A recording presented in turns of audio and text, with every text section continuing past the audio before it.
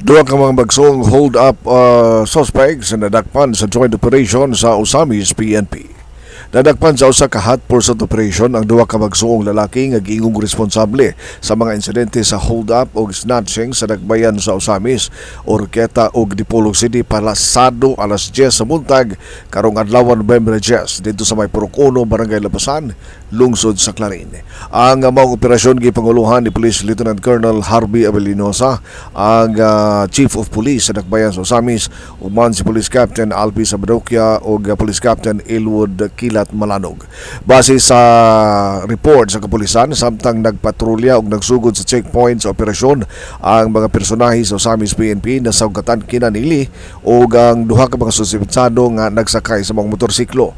Tungod sa ilang kadudahan nga mga lihok, gisundan kini sa mga operatiba hangtod nadakpan sa Clarin pinaagi sa usa ka hot pursuit operation.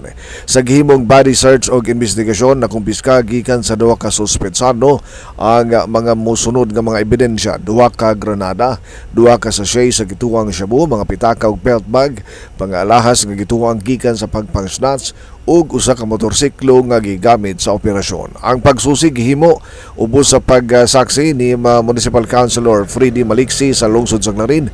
Ang representante sa Department of Justice ingon man ang mga local media. Matod sa Osamis PNP, sa ilang pagtan-aw sa CCTV footages nga nakuha gikan sa Dakbayan sa Oroquieta, nagtugma ang mga hulagway sa duha ka mga suspetsado nga ilang nasakpan. Sa sunod nga mga cross-checking sa mga footages sa Barangay Lamaan, Tinago og Osamis City Port, napamatudan usab nga maura gihapon ang mga suspect nga nalambikit sa maong insidente.